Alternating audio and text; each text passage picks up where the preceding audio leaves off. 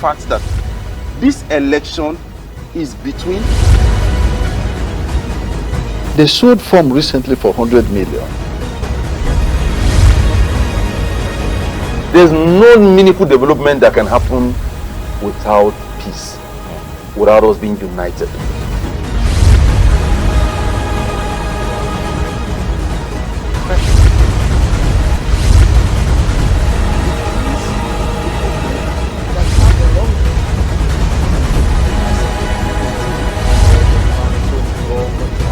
Arrest all unregistered vehicles. I think we have shown the depth and breadth of talent in our Conservative Party. Because you want to prevent a situation whereby that powdery substance will be flushed immediately. A very good morning to you, and thank you so much for joining us on a fresh edition of Straight Talk right here on Bright Television, home of talk and entertainment. Don't forget that the program is basically designed to look deep into issues that affect Nigeria as a country, Nigerians as citizens. Welcome to the program. My name is Ayobami. Adeyemo. Kindly follow us on all our social media platforms on Instagram, Facebook, and catch us live on YouTube. Make sure you get your TS TV decoder, channel 102 on TSTV Africa.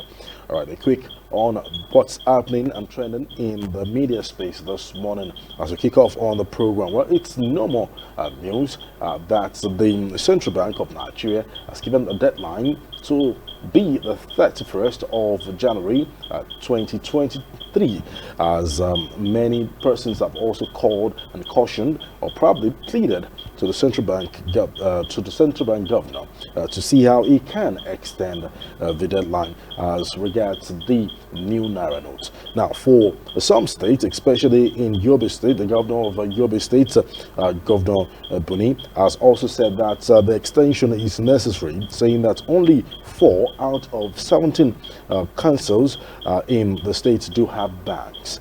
And for Borno State, the governor of Borno State, Governor Zulum, has also said that there are no cash has been dispensed. The new cash has not been dispensed equally in the state. But the Central Bank of Nigeria has also said that no cause for alarm over the deadline of these new Naira notes. Well, for Abuja and some other states, we've been seeing some of the new Naira notes, especially in a number of states. It says Anambra Bank are seeing some new Naira notes. So indication shows that these most definitely be in circulations before the 31st of January 2023.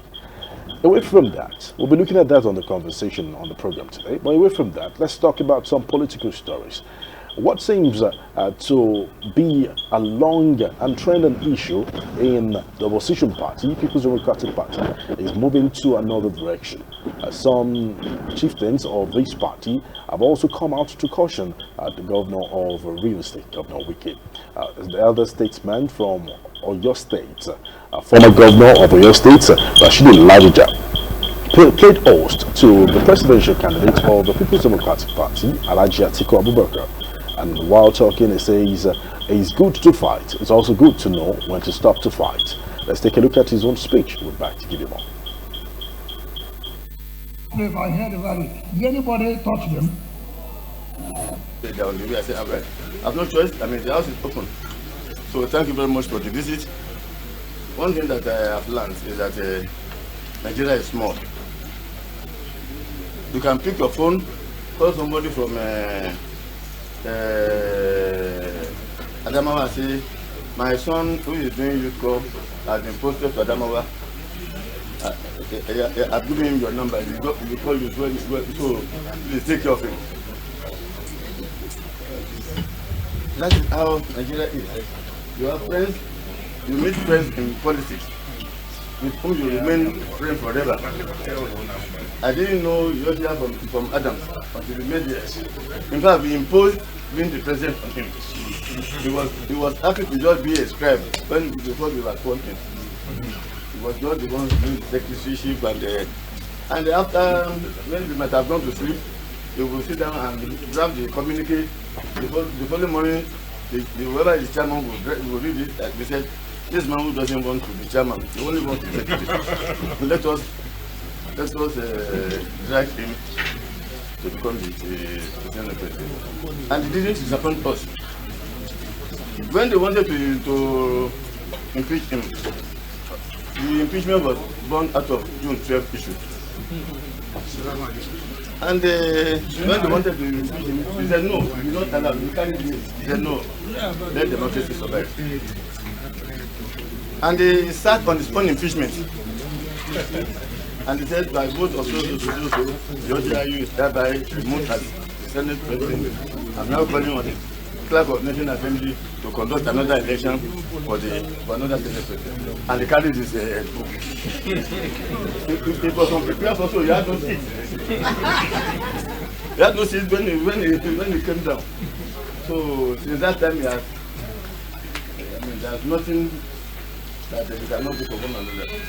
Because, and I told anybody that cared to say the OGIU is as stubborn as anybody when it comes to issue of so when it comes to issue of democracy.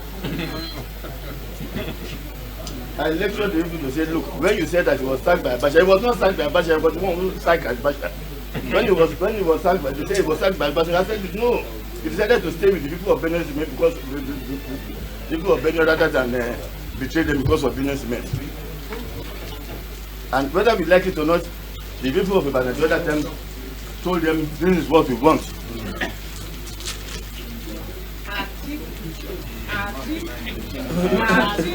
I mean, they told them in no uncertain that this is what we want. So that is what democracy is all about. And if you are really a good leader, you must listen to your people to say what do you want to put in here. So please, let us. I'm happy. I listened throughout the campaign today, and I'm very, very happy, very pleased. Particularly when you said that and everybody was looking, and finally you said because Adeyemo is here. These are the things that. So I said, this man is a genius. He knows how to rub it in. So, Mr. President, let me say, I reserve when you come as president, to say what I know about you. Because you are not a simple man also. Okay, it's enough. Sit down.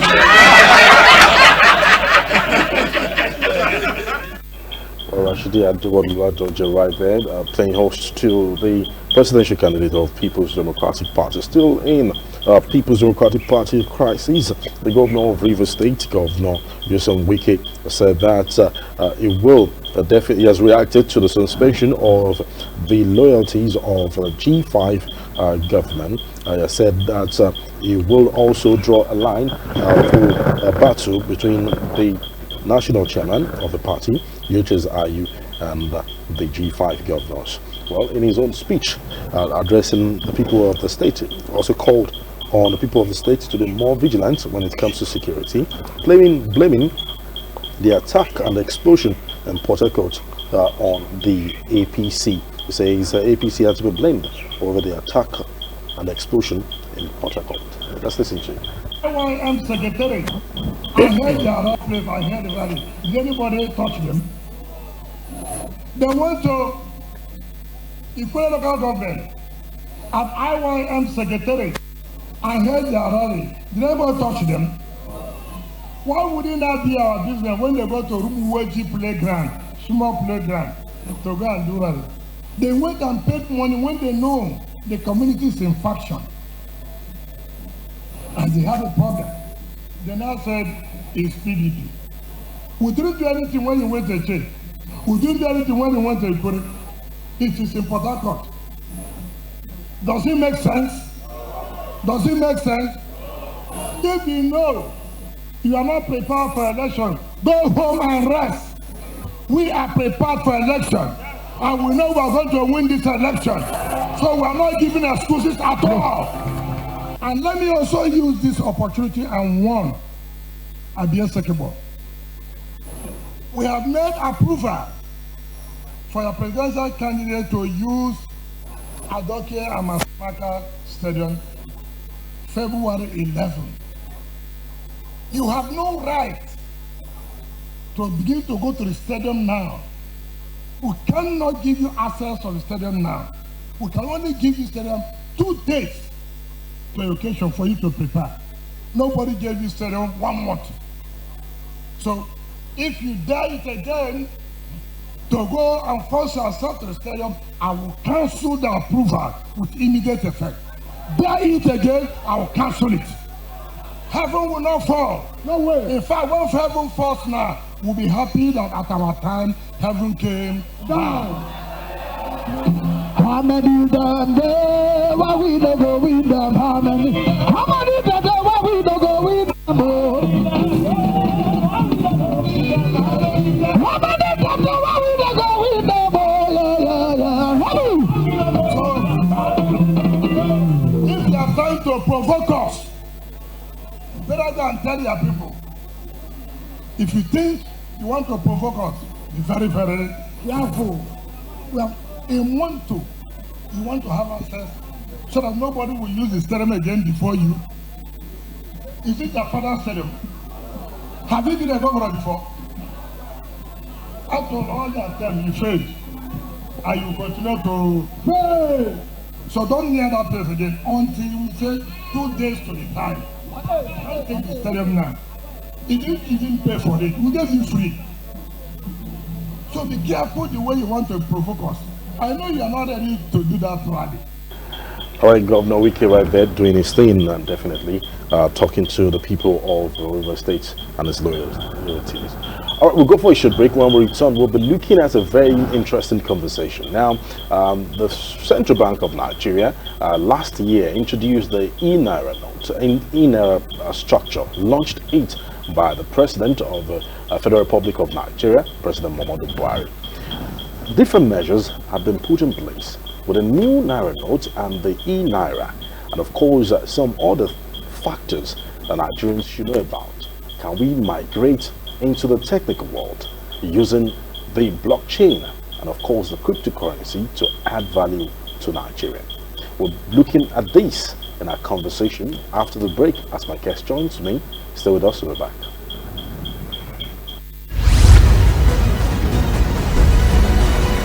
Tell you for a fact that this election is between.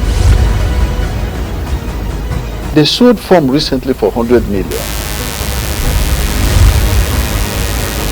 There's no meaningful development that can happen without peace, without us being united.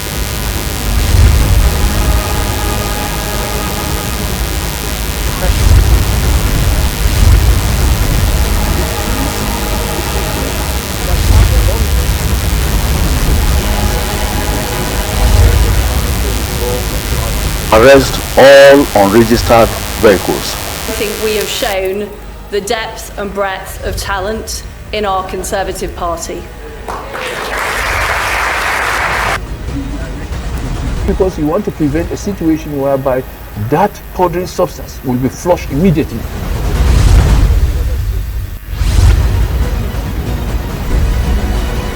Tell you for a fact that this election is between. They sold farm recently for 100 million. There's no...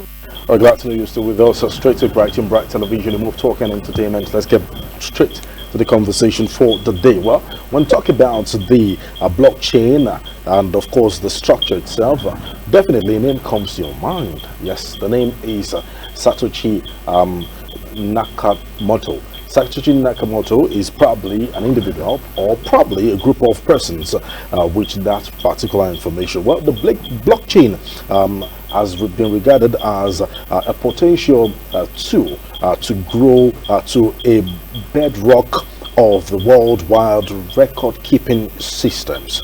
and of course it was launched some years ago, over 10 years ago. Now, some experts have said that the benefit of this particular thing is also a part of, to enhance security, to also improve greater transactions, and of course transactions in terms of monetary part, and instant traceable records are also there, and of course it increases speed and efficiency. Now, all these things put together, how knowledgeable are Nigerians to this particular sector?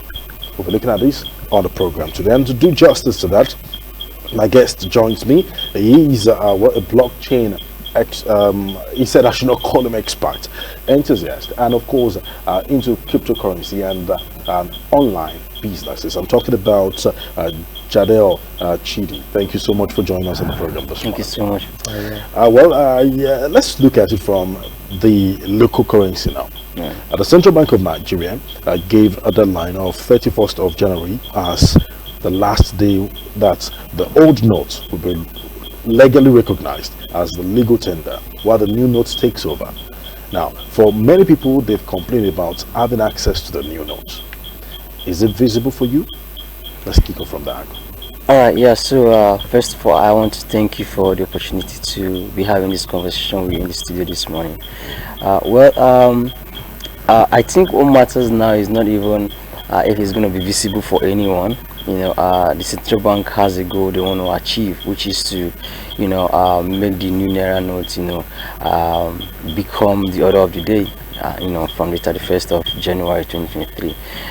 They are making every effort, they're putting out every effort to make sure they achieve this. But I think there's something they started sometime last week where they have mandated every, bank to make sure they issue out only the naira notes, So I think that's one of the ways they'll be able to achieve that, So that means every bank that puts in money in an ATM machine would make sure that they will only put in the new naira notes in the ATM machine, so that those who are going to withdraw cash, in the ATM machines will only have access to the new naira notes. Same thing with those who withdraw cash, over the counter, So I think from this week, if they're going to achieve that, from this week, every bank should make sure that they no longer issue the old naira notes over the counter, and also they no longer, upload the old naira notes the ATM machines, so that anyone who is going with the purpose of withdrawing cash over the counter, at the ATM would certainly have access to new naira notes. I think if they can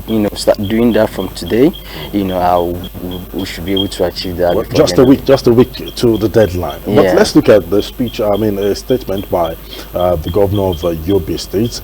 He says that only 4 out of 17 councils do have banks in Yobe State. Is there not a thing of concern? How many banks do we have in the interiors, in our states, in our country? Well, I don't have the figures, but I think banks are in business. Wherever you see a bank branch, they are there for business, and I suppose they would have done their market survey, to be able to ascertain if that location would bring in the kind of business they want. Well, if also that information, I should tell you, I've been to different states, and I must tell you that in some local governments you can just see just one bank serving the whole local government. And when you get there, even to access the ATM, you will see the queue. The number of people just at that point. So it's really a thing of concern. Experts have said that we should also consider that. Yeah, like you said, it's a thing of concern. So I think this should be a conversation that needs to, start coming up. So I think that the authorities, that have the responsibility to make sure that this happens, especially for some of these banks, they need to start looking into a situation where they need to start opening up branches, in some of these, local government areas where people will have access to, bank services without going through the stress they go through. Well, indeed, well said. Nigeria launched e-Naira at a point in time, and many people still don't know or understand what that entails. You're into the blockchain technology, and you have more information about that. Do you think? How do you think we can project the e-Naira to the point that we can actually have a cashless society? Indeed. Okay, yeah. So one of the things that young people fear the most is they don't want a situation where they'll be restricted, from making use of their cash, and of course, the idea behind blockchain technology is that you'll be able to do whatever transaction you want to do. Of course, blockchain is beyond cash, so blockchain, you should be able to do whatever transaction you want to do, without a third party, without central authority, trying to restrict whatever activities you're doing on the blockchain. But of course, the in-era, of course, is hosted or built on a private blockchain. So that means the public cannot see what happens behind the scene, and that is against the nature of the blockchain technology. So every young person in Nigeria that understands how blockchain technology works, doesn't see it to be a fair,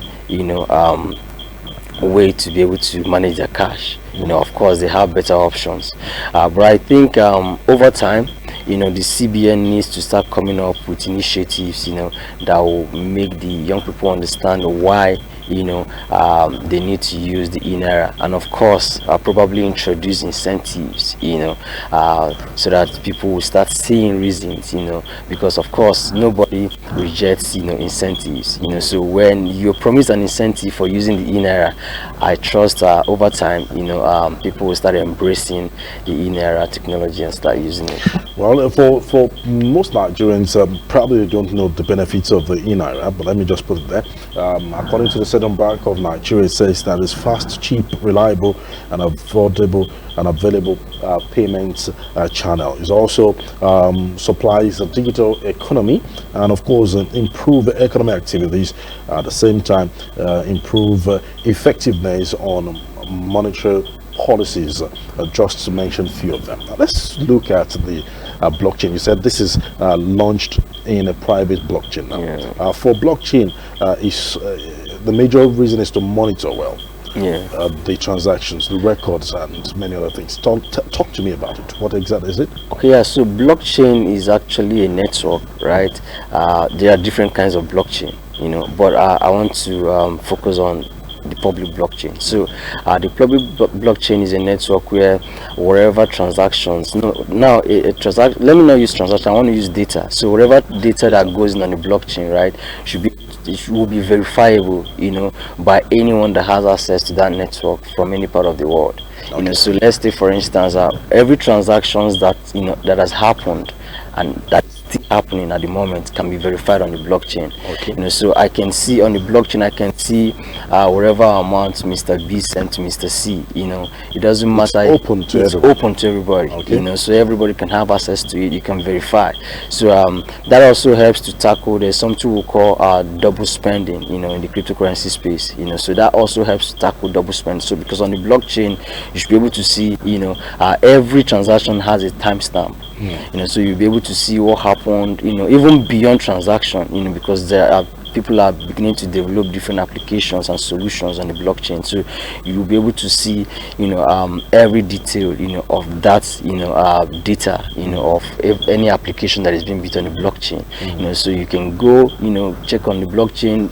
For instance, the Bitcoin blockchain has a network that is called you don't mention the name so that you won't pay. No, but it's open to the public. It's called Explorer, right? So blockchain Explorer. So on the blockchain Explorer, you'll be able to find every transaction that has happened in the past, and every transaction that is happening at the moment. So it's not hidden. So everyone can verify what is happening. So I can verify what is left in a certain wallet that was used to send a certain amount to myself. So if someone is claiming they sent me money and they never did, and I only ask them for what is called hash. So the hash is like a receipt. So when you click on the hash, it takes you to the Explorer. So the Explorer shows you if really this person sent out that certain amount they claim they sent to you. So it's very transparent now. It's very transparent. That's the idea of the blockchain. The transparency in it now. But for many people, they've also fall victim of fake private persons or fraudulent people join their process. I mean, their transactions here and there. How come the not has not reduced effectively the fraudulent acts in e-transactions?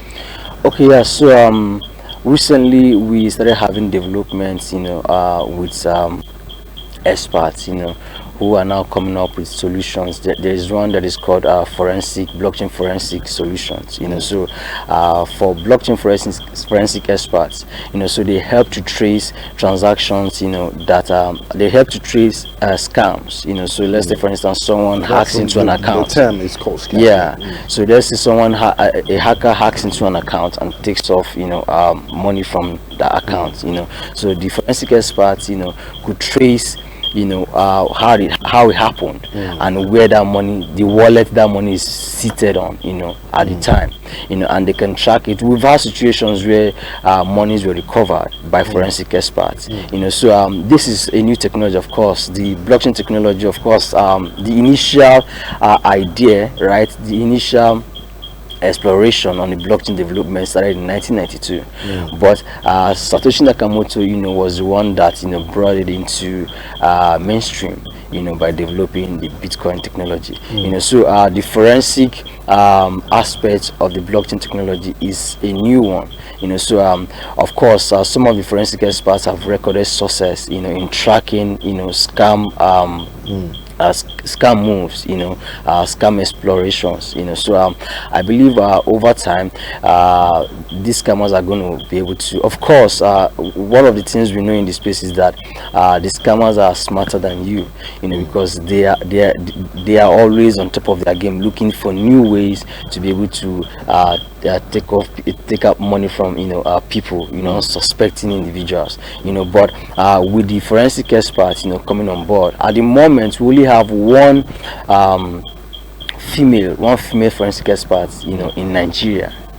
So I mean, you agree with me that it's a new field entirely. So I believe in the next couple of years we should have lots of forensic experts, gender, of course, who will be able to go to work when the need be. Yeah. But interestingly, it has also reduced the 9 to 6 activity for most people. Young chaps are also venturing into this, using the energy. But reports like the superstar from Jamaica, now I'm talking about Usain Bolt, losing missing $12.7 million on investment fraud case. In investment fraud case, they are also threatening to sue a private investment firm over this particular issue.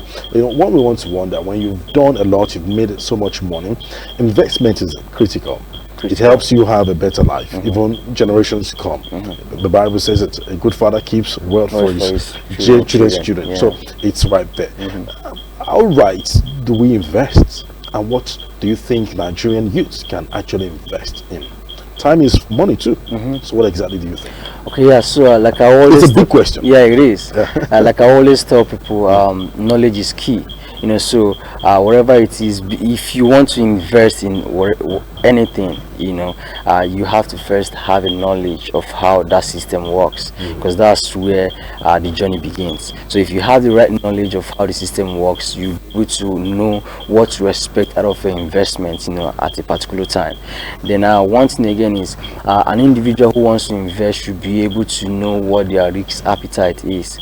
So you cannot invest what you cannot afford to lose, no matter how safe the investment platform, no matter how strong, or no matter how long they've been in business. Anything can happen. I usually tell people that most times people reach out to me and they'll be like, okay, if I buy this particular cryptocurrency, how much do you think I can make over time? The question I ask throw back to them is, they will say, what is the guarantee? And I throw them a question. I say, what is the guarantee that you'll be able to wake up tomorrow morning You know, It's risk. It's risk. So the only guarantee is that you have faith that you sleep and wake up tomorrow. So same thing applies to everything in life. You know, there is no guarantee to anything. You know, you're just in it because you have faith that it's gonna, give you the desired result. You know, so you have to be able to figure out your risk appetite. You know, so you say, okay, so I will be comfortable to sleep at night if I lose $1,000 in this investment. You know, so if that is your level of risk ratio, you know, you should be able to risk that.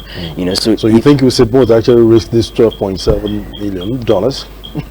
Well, yeah, that's what it is. You know, you might not see it that way, but that's what it is. For you to put in your money on a platform that you don't control, you actually risk that money. You know, even if it's $1. You know, so he took risks. You know, because I believe there is a stipulated amount he should be expecting. He would have been expecting in over time. So he actually took risks. Investment is about risks. You know, you're risking something for a desired future, for a desired result, or a desired outcome. You know, so it's risk.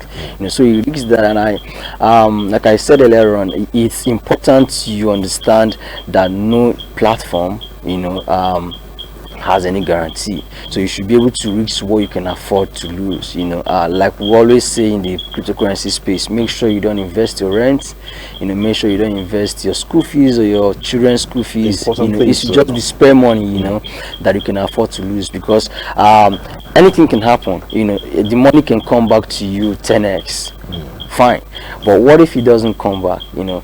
You shouldn't be heartbroken, because it's going to hurt you, you know, but it shouldn't be to the point where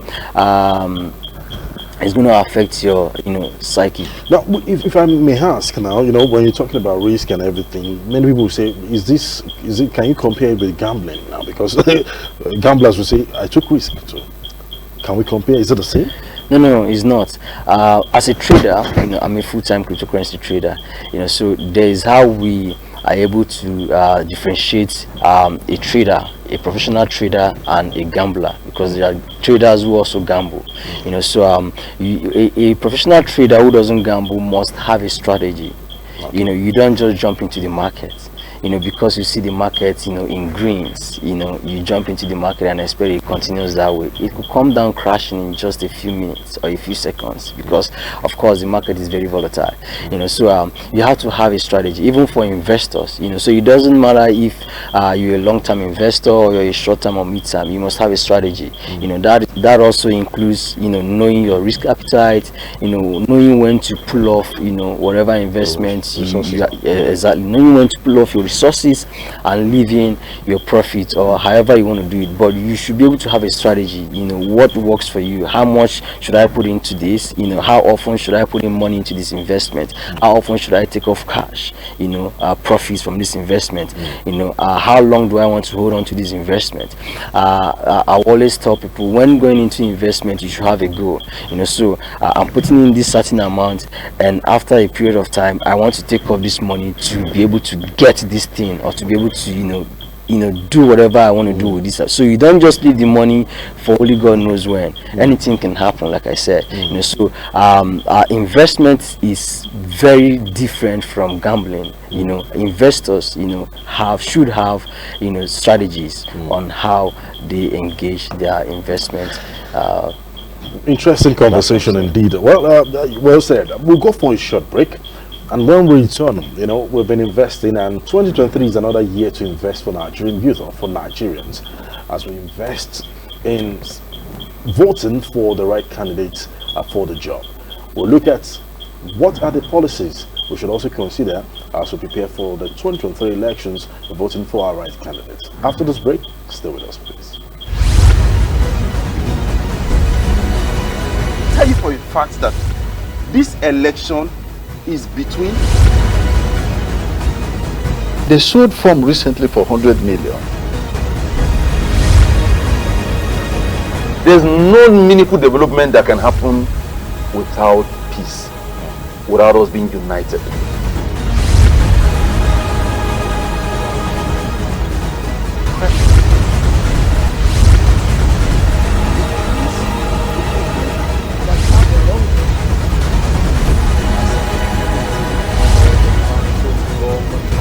Arrest all unregistered vehicles. I think we have shown the depth and breadth of talent in our Conservative Party. Because you want to prevent a situation whereby that powdery substance will be flushed immediately. Thank you so much for still staying with us right here on Bright Television, the home of talk and entertainment. Well, for 2023 elections is very critical and it's important for Nigerians. Many Nigerians have listened to their manifesto talking about their candidates, different candidates from different political parties. They've given us their manifestos. They've talked about how they want to create jobs for the youth and how they want to engage Nigerian youth. Now, for this election, if we get it right, we'll have a better future. That is why we invest in it. I see my guests discussing with us on the program. I have Jadel Chidi is also an expert when it comes to the cryptocurrency, blockchain, and many other things. Thank you once again for joining us on the program. Thank you for having me. All right, let's look at the 2023 elections. Now, it's a big deal. We must get it right. Policymakers must definitely understand the policies they'll be making in having a better future for Nigerians and Nigerian youth in particular. What do you expect? Okay, yeah, so I expect at this time that every Nigerian youth, because the youth has the largest population in the country, so I expect at this time every Nigerian youth that is tired of the status quo should have been able to get their PVC, because that's where it starts from. You need to have your PVC at this time. You shouldn't be thinking if you need to get your PVC or not. No, you should have it with you at this time. Then you should also make up your mind that you're going to vote. I will paint it. I will tell you this. Something happened to me the last election. So where I registered for my PVC, right, wasn't where I was supposed to vote. I didn't know until I got there, and of course, there's always no movement during the so I had to walk from my house to where I thought I was going to vote, and when I got there, I realized that the number on my, was, I wasn't supposed to vote there. I was directed somewhere else. I had to walk from where I was directed to the next place, and it was a walk of close to an hour, and I had to do that because I was determined to vote. So I said that to say this: every youth must be determined to vote. So it's not, just having your PVC. You have to also go out there and vote. Make sure you vote and make sure your vote counts. Now, this is not a period to engage in vices, that we turn out to, cause unrest in the country. This is the time to make sure you do the right thing. It has to start with us. There's a saying that says the change you need, starts with you, it begins with you. So you have to make up your mind to vote. Of course, you should have your PVC by now. You go out there and vote, and make sure you do everything necessary. Make sure you educate people around you, your family members. If there are people who you lead, you also make sure you educate them on the importance of getting their PVCs and also going out to vote on that day. And hopefully we vote for the right person, and of course we'll be able to hopefully things will start. Of course, I look forward to the elections. Let's talk about that. February is very close by, and of course we have lots of people coming on. You've listened to many of the candidates from different levels. Now, I'm not going to talk about maybe the presidency. How many of them have you critically, you've, after listening to them, you've really picked up some points that might also improve, the commerce, the economy, and of course the crypto field, industry, as the case may be now? How many of them have you picked and said, oh, this person, with the way he's thinking, this can migrate or also improve this sector effectively? Have you seen any? I'm not saying you should mention them anyway. So with the way there are some conversations that have gone out, within the industry. So permit me to mention the name of a particular body that I belong. It's called SIBAN, Stakeholders in Blockchain Association of Nigeria.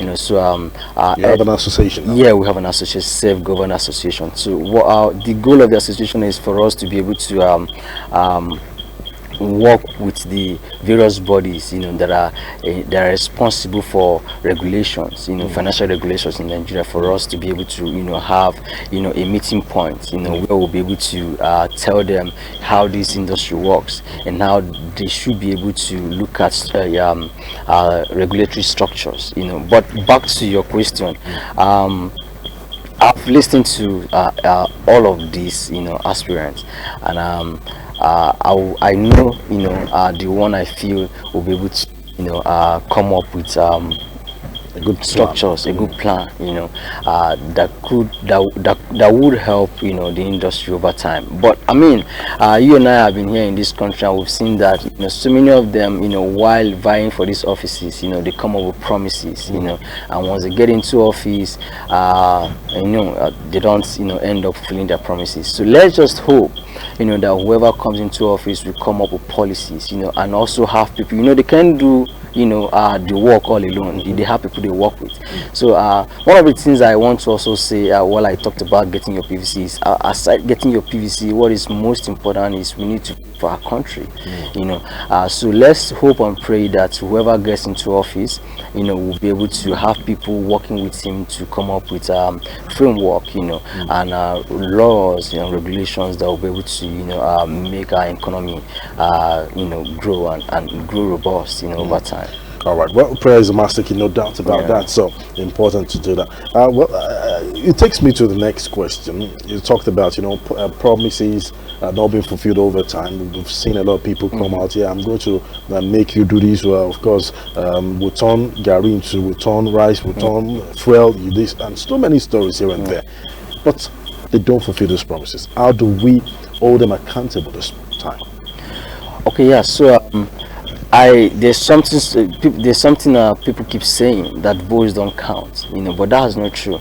If votes don't count, these politicians wouldn't need to go for campaigns, so that lets you know that some of them even go as far as buying votes, so that lets you know that vote counts, so they know that the power is with the people. But I think the National Assembly needs to start coming up with laws, that will be able to hold these people responsible, when they are not able to fulfill their promises. I think that's where it should start from, because we can't do much if we even want to protest. I mean, you can see what happened with Lekki Tollgate, so I think we have to be able to come up with laws, that will be able to penalize, office holders who don't keep to their promises. I mean, it's their responsibility. I told someone, I said, I can't clap for a president who built a road, because or who gave us constant electricity. I said no, because that's his responsibility. It's not a favor that he's doing to the citizens. So we need to come up with laws, that will be able to penalize office holders when they don't, meet up to their promises.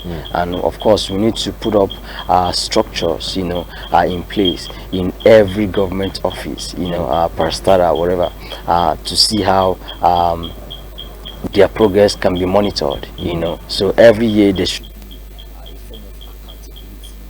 maybe town hall, or something that would make them come, wisely in office to be able to show us how far they've been able to go with what they promised to do. An interesting conversation indeed, but before I let you go, I know 2023 presidential election is critical to Nigeria economy. Now, experts have said that. They've already emphasized how important it is and how we can tackle it. With the debt level of debts that this present administration has already, acquired, it's also important to also have, people that will know how to handle or probably get us out of debt. Now, it's important also to also know that infrastructural facilities are critical in getting everything work. Just in the dailies today, there's an indication that probably subsidy will be removed and Nigerians will be buying fuel at the rate of 800 and something naira per liter. 800 per liter. So it is critical for us to get it right. The economy is suffering. We must get it right. What will be your expectation? What are you seeing? Oh wow! So well, I believe in Nigeria so much, so I see a new Nigeria, and I hope that the right person or whoever gets into office, of course the right person is going to get into office, because in the past couple of years, into the last couple of months, there have been lots of prayers, and everybody's waking up, to know that, hey, we must get it right, because these elections is key, to the growth and the economy of the country. So I'm hopeful, that the right person is going to come into office, and I'm also aware, that it's not going to be business as usual. So whoever gets into office would know that, hey, it wasn't business as usual. It wasn't that easy. It didn't get into the office, by just campaigning. Of course, it wasn't a part of good. So I believe those he's going to appoint to work with him, are also going to know that it's no longer business as usual, because now people have woken up. People are asking questions. People want to know, that you'll be able to deliver. People are also looking out. Nobody's waiting for 4 years any longer for them to be able to measure, your success while you're in office. So I believe one of the things we need to tackle is this fuel subsidy you talked about. It's been a turn on the flesh of Nigerians. We can't expect that in Nigeria, a country that produces oil, we still queue up, for fuel. This should not be our story, at this time of democracy. So I think it's one of the critical aspects of the economy that the new government should look at and be able to come up with every or any subsidy plans, to make sure they tackle it. And we should start seeing fuel queues as history in Nigeria. It shouldn't repeat itself. It has now become a ritual in Nigeria. Almost at the beginning of every year, almost every festive season, you can predict that there will be fuel queues. And this is a nation that produces oil. I look forward to where we'll get past this situation, and we should start looking. We will start having what we produce work for us. We should not have issues accessing petrol in Nigeria, because God has blessed us with everything we need, and we should be enjoying it, because God has blessed us with everything we need, so we should be enjoying it and not suffering to have access to petroleum and the basic things that a man needs to survive in a country like Nigeria. Well, interesting indeed. We do believe that, and we pray that Nigeria will get it right, and Nigerians definitely must get it right. Thank you so much. Well, according to the Punch newspaper, just quoting it now, petrol may hit 800 naira per litre on subsidy removal. Marketers are the ones talking about that. So we hope that resources definitely will be available for us to handle that. Well, interestingly, like someone will always say, even if it gets to 1,000 naira, right, Nigerians are still going to buy. Nigerians have a way of surviving any situation. We are the happiest people on earth, I believe so.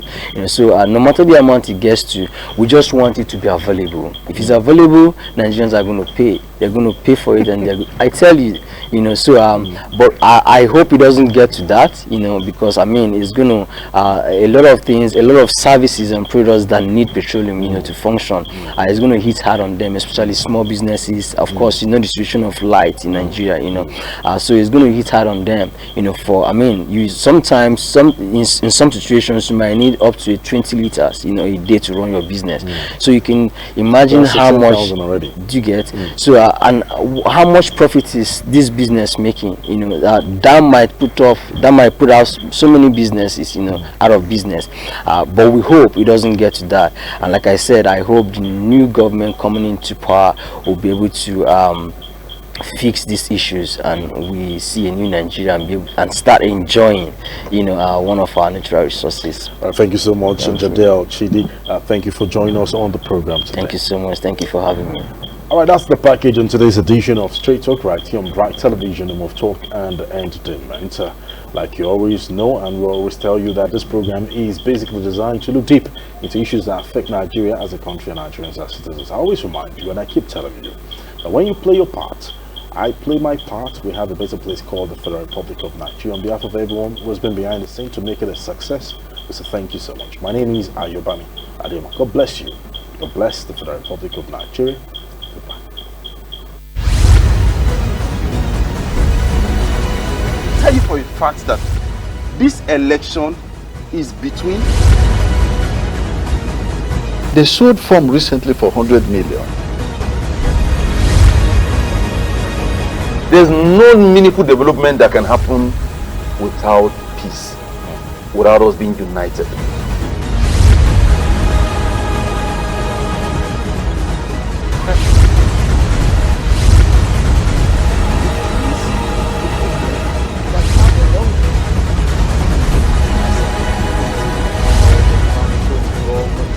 Arrest all unregistered vehicles. I think we have shown the depth and breadth of talent in our Conservative Party. Because you want to prevent a situation whereby that powdery substance will